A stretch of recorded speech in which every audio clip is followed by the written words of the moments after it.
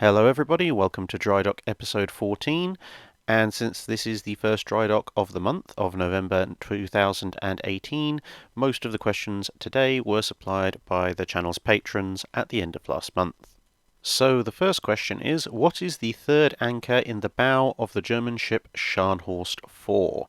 It doesn't seem to go into the ship and thus is unlikely to be able to be dropped. Well, the answer is that this anchor wasn't always there, or whether Scharnhorst was given it when the Atlantic bow was fitted, but it does actually go somewhere, and it's just very difficult to see in most photos.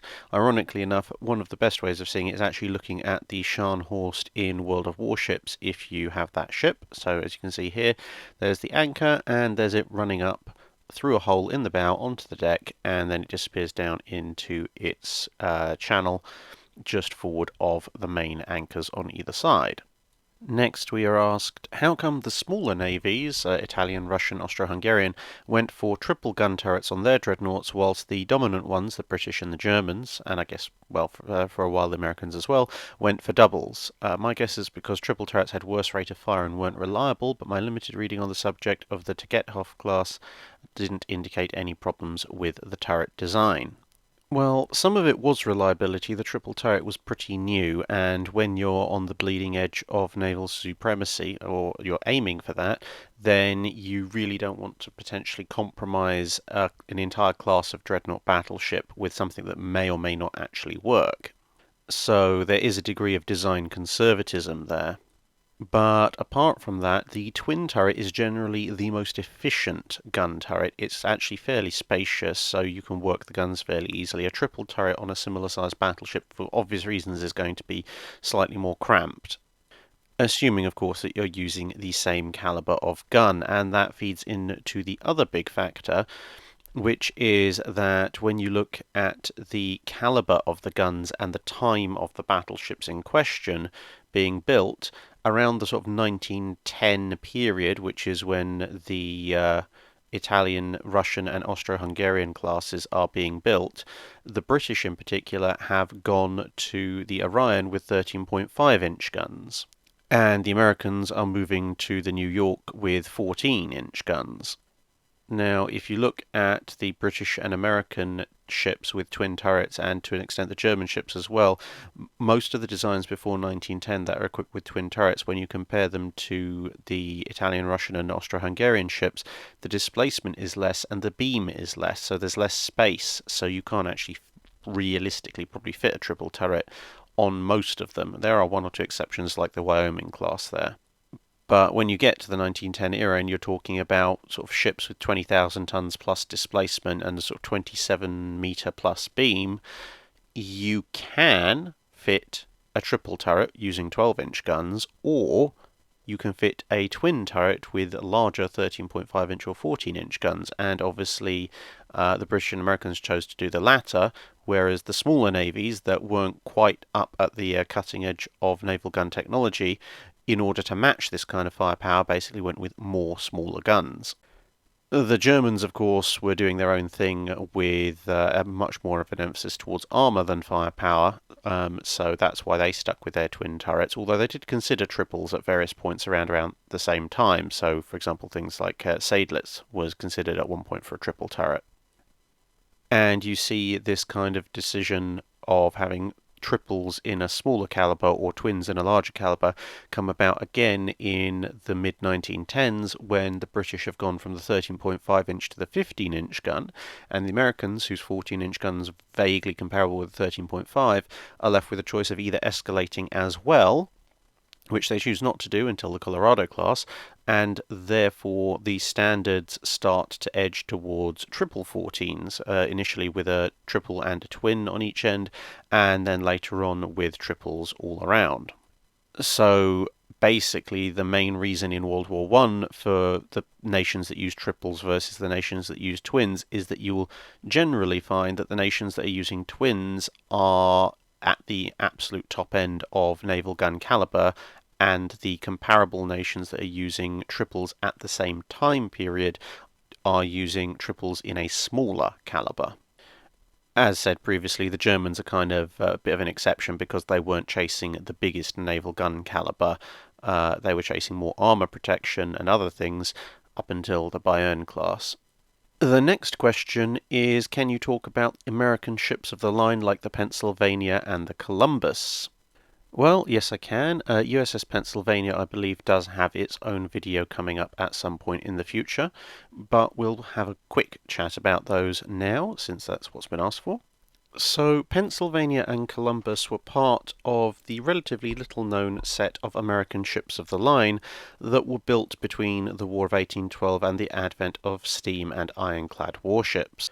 Basically, the Americans had looked at the performance of their navy in the War of 1812 and realised that although the 6 big frigates had done a reasonable job as far as they could, the simple fact was that when the Royal Navy showed up with ships of the line, there was basically nothing the US Navy could do to challenge them.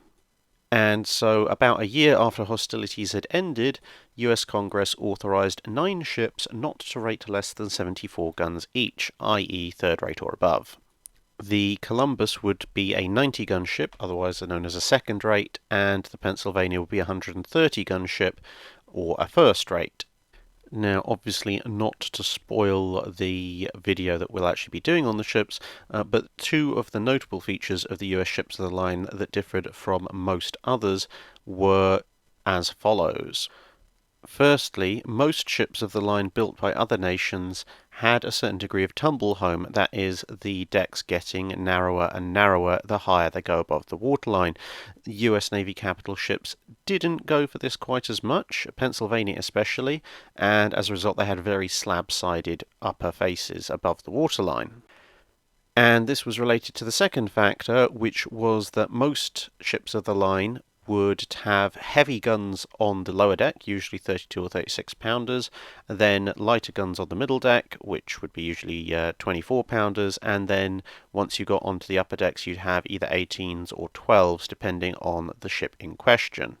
However, the US Navy was conscious that no matter how many ships of the line it built, again, like with the frigates, they would always be outnumbered by any major power that was capable of crossing the Atlantic to actually annoy them, and so they decided to take a similar approach as they did with those frigates, which was to go for the maximum possible armament.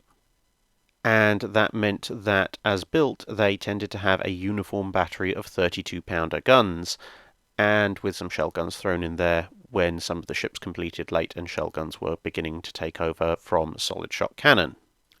But you might think, well, surely everyone else would have done that if they could. Well, yes and no. The main reason that guns got lighter and lighter the higher up you went on a normal first rate or second rate or third rate was that the weight of the guns would make the ship top heavy if you kept up with 32-pound or similar guns all the way up. The Americans got round this by having progressively lighter and shorter barreled guns, although all of 32-pound shot weight, as you went up and up. So the lower decks would have 32-pounder long guns. There was this sort of weird hybrid medium barrel, lighter built 32-pounder gun they developed for the middle decks, and on the upper decks they went with either short cannon or carronades. This kept the overall mass of the guns down, comparable to the long guns of various shot weights that the other ships of the line had, and this meant that at close range an American ship of the line would have significantly more firepower than its equivalent from another nation. However, because of the lighter weight and shorter barrels of the guns on the middle and upper decks, their long-range firepower was not as great. Basically, their long-range firepower was confined to the lower gun deck, whereas a more typical ship of the line would be able to open fire with its long 24s and long 18s on the middle and upper decks, as well as its lower deck main battery. So that's a brief summary of the major differences, but as I said, Pennsylvania is due for its own video, so I will stop talking about that here in order that I don't just replicate the whole thing here and now. The next question is, how common was it to build large numbers of ships in a class in the Napoleonic era? It seems that most of, say, British first rates were one-offs, with major differences between them, whereas the French had large classes of ship, like the Océan class of first rates, and the Beau Centaur class of seconds. Well, not to put too fine a point on it, but a lot of this had to do with the numbers of ships that the respective navies lost. You see, first rates were incredibly expensive ships. They were basically the single most technologically advanced and complex piece of engineering that the 17th and 18th century was capable of producing in one location. And so navies tended to have relatively few of them, even the biggest ones, and during times of peace they were usually the first to go into reserve because they're incredibly expensive to maintain. And as you might imagine, as top of the line ships, they received the most loving care and attention when it came to their design to ensure that they were the best that that nation could produce. However, for much of the 17 and 1800s, the French had this habit of losing most of the major naval engagements, which tended to result in a lot of destroyed or captured ships of the line. This tended to mean that when they were getting ideas about going to war again, they had a very large gap in their ship of the line stocks, and obviously it then made sense to get a design and build a whole bunch of them because you had a whole bunch of losses to replace. Whereas the British, who tended to lose ships more to weather and running aground than anything else, tended not to have any major gaps in their fleet, and of course they were supplementing their fleet with all those wonderful French ships they'd just captured, and so the British fleet tended to be a little bit more heterogeneous, because you'd end up with all sorts of wonderful ships, or runs of 2 and 3 here, captured ship there, one off over here, etc. As you went further down the line, of course, in size-wise, there were more classes brought in, so the British did do a few runs of 74-gun ships because they needed quite a few of them and they couldn't quite capture enough of them off the French to make up the numbers. And they needed to replace old ships, worn-out ships, and ships that got wrecked, which tend to be more common as you went further down the line because smaller ships would tend to be the ones that operated more often in peacetime, as well as being sort of the workhorses of wartime. But it's really when you get down to the frigates that you would see large classes built, and that's basically because frigates have, as we kind of discussed in the video about the Constitution, have all sorts of weird and wonderful design requirements, and when somebody finally hits on a particularly good design, or they capture a design that they really like the features of, they'll modify and tweak it a bit based on experience, and then they're like, okay, this is almost an ideal frigate for this purpose. We want lots of this, rather than the kind of sort of scattershot of larger ship construction, and then they'll just churn out a whole ton of them. So yeah, that basically covers it, I think. It was fairly common to build large numbers of ships in classes for smaller scales of ships, or frigates, and the sum of the 74s. When it came to the larger ones, effectively the French building large classes of ships were kind of building large classes of ships for the British, because most of them ended up in British hands, or burnt or sunk. Fun times, anyway. Next question says, I know that a disincentive to building slow but individually extremely powerful battleships was that the enemy would likely just use their better speed to avoid direct battle at all costs, but what about combining extremely powerful but slow battleships with lighter but faster battleships to engage and force a battle? Like each battle fleet having a squadron of fast battleships to engage and make it harder for the enemy to avoid a direct engagement, with a heavier main battle line providing the muscle. And then it goes on, was it tried, and if not, do you think it's a practical concept? Well, to a degree, people did try this kind of with battle cruisers, but as we've covered in other videos, battle cruisers weren't really designed for that in the first place, and they tended to suffer as a consequence. But the concept in general was tried in the major fleets. It was tried in two particular navies, that being the Imperial Japanese Navy and the Royal Navy. The American Navy didn't really go for it. They wanted the standard line of battle, and therefore their battle line speed for all their capital ships went at 21 knots, basically from the immediate successors to the South Carolinas all the way through to the Colorados. The Germans similarly didn't really increase the overall speed of their battle line, although they did have obviously their relatively heavily armoured battle cruisers, but again they were viewed as a scouting group and means of getting the enemy to the High Seas Fleet, not as a specific battle arm of the High Seas Fleet itself. Now, the Japanese tried it in terms of actually just trying to increase the speed of their battle line period. You see this with the Nagato, the Congos, and the various ships that they designed for the 1920s that never got built. Their idea was just, we'll make our entire battle line faster at the expense of armour. And they'd obviously still have a few holdovers like the Fuso and Issei classes to bring up the rear, I guess. But the prime example of this kind of thinking was actually the Royal Navy with the Queen Elizabeth class, and pretty much what you are talking about there is exactly the purpose the Queen Elizabeth class was designed for. They were supposed to be well armoured enough to stand up to punishment, but fast enough to force an engagement on the enemy battle fleet, and then hopefully draw them back or slow them down, or in some way impede them such that the rest of the Grand Fleet could catch up. However, that said, if you look at the design history of Royal Navy battleships, after the Queen Elizabeth class, the Royal Navy switched back to the Revenge class, whose speed was more in line with the rest of their fleet. Now, this was for a couple of reasons, one of which was just expense. The Queen Elizabeths were a very expensive class of ship, but the other one was that the concept sounds good on paper, but in practice was not that beneficial. And the main reason for this is what we actually see happening at Jutland with the 5th Battle Squadron. Basically, no matter how strong your faster ships are, if they are ahead of the rest of the battle fleet, that means once they engage the enemy battle fleet, they are probably going to end up fighting most of the enemy battle fleet alone, and that doesn't work out very well. The fact that the Queen Elizabeth class survived Jutland was partly just down to the fact that the class was actually an incredibly good design, but also they were the latest and greatest and most modern ships on the field, and everything else was smaller and had less firepower. If you'd had ships of, say, maybe approximately equivalent to the Orion or the Colossus designed on that paradigm at Jutland, I don't think they would have survived. Now, obviously, if both fleets go for this concept, then yes, you could have a clash of fast squadrons, and then the rest of the fleet catches up, but then that kind of reflects in Jutland when you see the clash of the battle cruisers, and both sides trying to pull the other back towards the enemy fleet.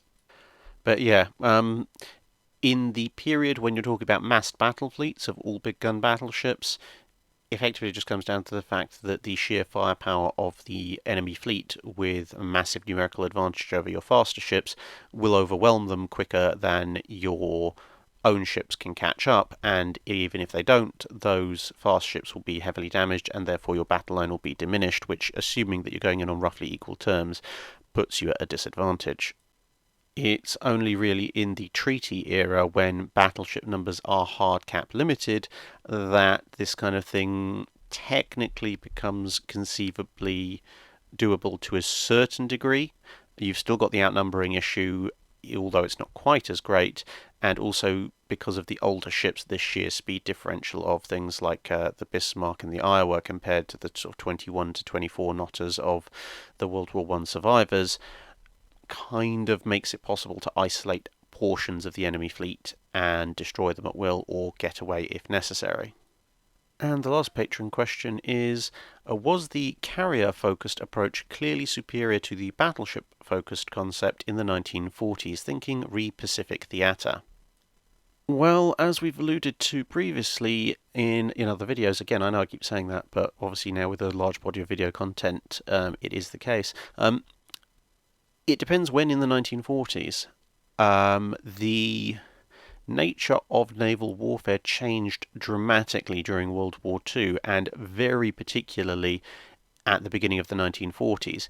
If you turned around and said at, say, 1st of January 1940, which is better, carrier or battleship-focused groups, by and large, you honestly, if you look at things on how they would actually work, would probably have to say the battleship-focused concept is superior. That would be sort of battleships as the main strike power, with aircraft carriers serving mainly as scouts to slow the enemy down and to break up incoming air attacks. And that's because of the capabilities of aircraft at the time. You look at those aircraft, and basically the sort of the points that people had raised against them in the 1920s and 1930s still broadly held true. And for those few of the early 1940s carrier generation that got through into the main bulk of World War II, you can see exactly why. You look at the massive losses that US devastator torpedo bomber squadrons suffered.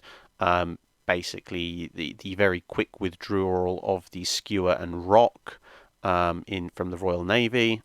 The Japanese were basically just on the verge of replacing all of their aircraft anyway, but those that from that 1940s period generally only really showed up later in the war as kamikazes.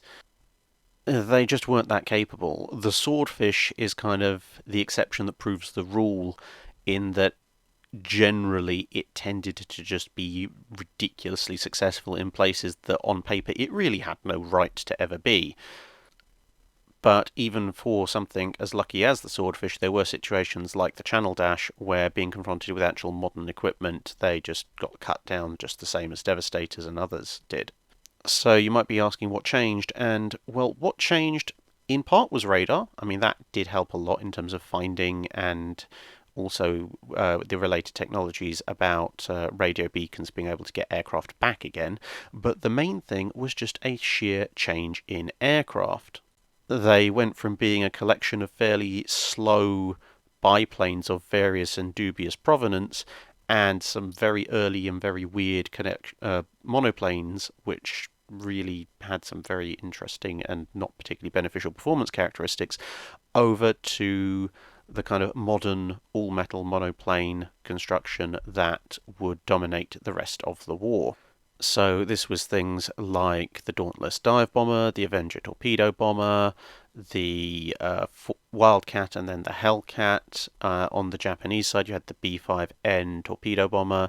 The Zero was kind of a weird crossover between biplane tech and monoplane tech, which effectively sacrificed an awful lot of other things to make it effective, but it was an effective fighter at the beginning of the 40s. And even the British eventually got their act together with things like the Barracuda torpedo and dive bomber. That was a rather interesting one that could do both. And, well, in the Fleet Air Arms case, bringing over things like the Spitfire to become the Seafire, and to a certain degree things like the Fairey Firefly and Fulmar.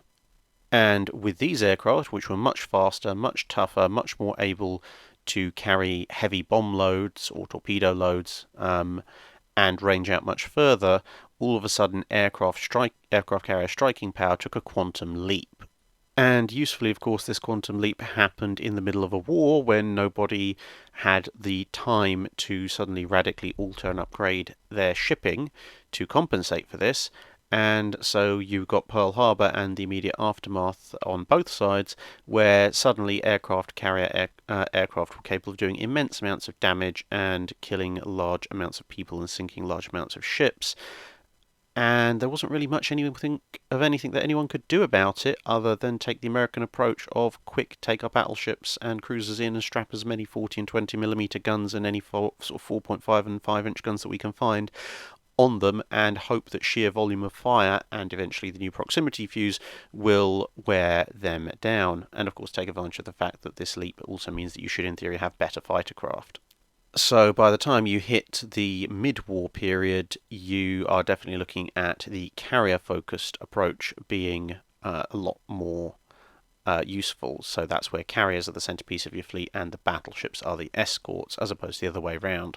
So yeah, I mean, mid-1942, carrier fights, as we know with things like Midway, were incredibly vicious affairs with decisive results, whereas if you'd done a similar kind of sort of Japanese Navy versus US Navy naval engagement in, say, the first quarter of 1940, the naval air engagement probably would have looked like a slap fight between two inflatable tube men, whilst the rest of the battle fleet kind of wandered along and eventually engaged each other with guns the way it was supposed to be. And so with that, we switch back over to the regular list of questions. Michael MacLeod says, as a pure hypothetical, if Yamato and Musashi were travelling together at top speed through poor conditions like night or fog, and Musashi accidentally ran a full 90-degree T-bone collision into her sister, similar to the collision of Stockholm and Andrea Doria, that's two civilian ships later on, how do you think Yamato would fare? Are we talking a bit of a dent in the armour belt, or would the Musashi cut her in half? Well, if we're talking full amidships collision at full speed, well, 27 knot collision with a 70,000 ton ship, I don't think it's ever actually happened, so, and hopefully it never will. But working off of examples of other ships and other collisions at various speeds, it's definitely not just going to be a bit of a dent. Musashi is almost certainly going to survive, assuming the shock doesn't do something weird like set off her magazines. Her bow's just going to be crumpled in way, way, way the hell back. But the main structure of the ship and its watertight integrity, in theory, should survive. As far as Yamato goes, yeah, as I say, it's not going to be a dent, but at the same time, Yamato, you're striking it in the middle of its armor protection. You've got the superstructure for what that's worth. The engine space, the main strength of the hull is all there. Cutting the ship in half, I don't think is going to happen. I mean, you've got to remember it's not exactly like collisions on land because these things are in the water, so with an impact they are going to shift sideways, or Yamato is at least, which is going to absorb some of the impact. But it's definitely going to leave a fatally deep hole or gash in the side of the ship. And I wouldn't be surprised if the ship then did break in half in the process of sinking through flooding. I'd probably give it maybe 70-80% odds of that. But as I say, there's very little for us to go on when it comes to this kind of thing, when we're talking about fully armoured ships at that size, at that speed, because normally collision is not what you want, and people do their damnedest to avoid it. Where there have been intentional rammings, it's almost always been where one ship is significantly different in size to the other. So it's very difficult to work out from that. But yeah, I would say overall, Yamato's not going to get cut in half most of the time, but it is definitely going to sink, and it probably will break in half on the surface, assuming, of course, that something doesn't explode. WC Weed has a two-part question, one of which was about how you make a big gun and why it takes so long. That I have covered in a previous Drydock episode. His other part of the comment is, any comments on bow and rudder design changes over the years? Well, rudder design is a massive sort of octopus-like web of factors. It depends on how many propellers you've got, how fast you're going, whether you want your ship to be particularly sharp in turning or whether you want it to be steady, what kind of system you're using to turn your rudders, etc., etc. It's something that really needs its own video. So on that, I would just say, yeah, and you've got national flavors to it as well. So yeah, I'll at some point do a special on rudder design if people want, but I don't think I could cover it in a Drydock question and answer section. Bow design, however, that's a little bit easier. So bow design changes on the period that we're looking at. They start off as what you call straight stem in the ironclad era. So you have this sort of very raked bows of sailing ships and frigates and such. As they get into the sort of ironclad era, they become very, very straight. It's basically because it's a lot easier to do in iron. The complex shaping of the kind of bow that you see on HMS Warrior, which is effectively just an iron version of a frigate, of a wooden frigate, is very difficult to pull off in iron at the time, so they try not to do that. And this sort of straight bow is generally fine. Underwater, there's usually a ram. After about 1865-ish, most ships have rams. This acts, weirdly enough, as a kind of bulbous bow, which improves their speed, although that's an unintentional side effect. And this serves most ships relatively well through the 19th century and into the 20th. Once you get into the 20th century and speeds start to pick up faster and faster, then you start to get more and more bow wave building up, and that starts crashing over the deck, you get ships beginning to lose their rams, and as a result, they try and cut down the amount of forward bow area. So that's why you have a look at the underwater profile of a lot of German World War I ships. They almost have this chisel shape. And then they end up reintroducing the bulbous bow in World War II, because they now have the ability to hydrodynamically model things, and they realise that this is actually helpful. But the main change you see between World War I and World War II is more and more ships get this kind of clipper bow back. And that's partly because the metallurgy allows for it again, and partly because, as I say, with a higher speed and more bow wave water coming over the front, the ships in question are getting faster, and so they need to be able to mitigate this effect, and this clipper bow helps to do that. So in things like the Scharnhorst, it actually gets refitted with its Atlantic bow. Some ships do keep a straight bow for various reasons. On King George V, it's partly due to the desire to want to fire dead forward over the front of the ship. And on some other ships, the bows are quite narrow to help with speed, because it's basically minimal displacement, trying to get the length as long as possible. So you have things like Iowa, but those tend to, even though that Iowa has a raked bow, that still has a lot of water coming over the front problems, because effectively that forward section isn't actually buoyant and is being supported by the rest of the ship at the back.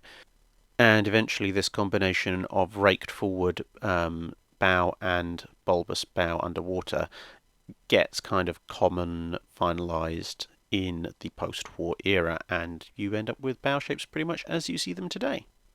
And as it turns out, we have a little bit more time, so finally for this week we will look at two questions quickly. So Stephen Bond asks, the Anglo-German naval treaty was intended to prevent the German Navy from forming a cruiser-centric fleet as they rearmed and force them to expend resources pursuing a balanced fleet makeup. How exactly was a cruiser-centric fleet a threat to the Royal Navy in the lead up to World War II?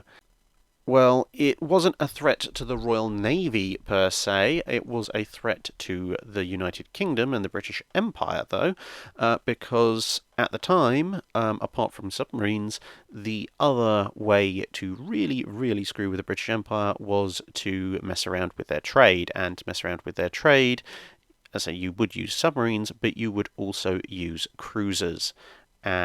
Cruisers are basically the ideal commerce raiders until submarines come along, and they still remain effective even afterwards, assuming they can find the things. So this is what the Royal Navy was worried about. Basically, cruisers are never going to fight in the line of battle, so what you're going to use them for, you can use them for scouting, but if you don't have a battle fleet, there's nothing to scout for, so you will send them out to raid shipping, and raiding shipping, which is the lifeblood of the British Empire, and in particular the British Isles themselves, you don't want that to happen. So you do everything you possibly can to stop that. Obviously, the Royal Navy would build up large numbers of cruisers themselves to prevent enemy cruisers from being effective, but the Royal Navy was very aware of the fact that up until the advent of things like the Town class, they were still looking at having to build vast numbers of cruisers to cover all the various shipping lanes and such that they had to, and therefore these cruisers individually may well be less capable than a nation that was building fewer cruisers purely for commerce raiding. So kind of like the War of 1812 situation all over again, and they didn't want to potentially have to bunch up a bunch of their smaller cruisers just in case one of these larger, nastier cruisers might show up, because then their coverage of the overall area of the ocean would decrease, which was kind of against the point of having large numbers of small cruisers in the first place. And the other question from Thomas Willoughby says, what kept the Royal Navy from adopting the high-pressure steam boilers that the US Navy used throughout World War II? They gave me more horsepower per ton than the older system. This basically comes down to complexity and reliability. So yeah, as you say, there was more horsepower per ton developed by the US Navy's steam plants. The Royal Navy did have similar high pressure steam plants, and they did experiment with using them in various ships.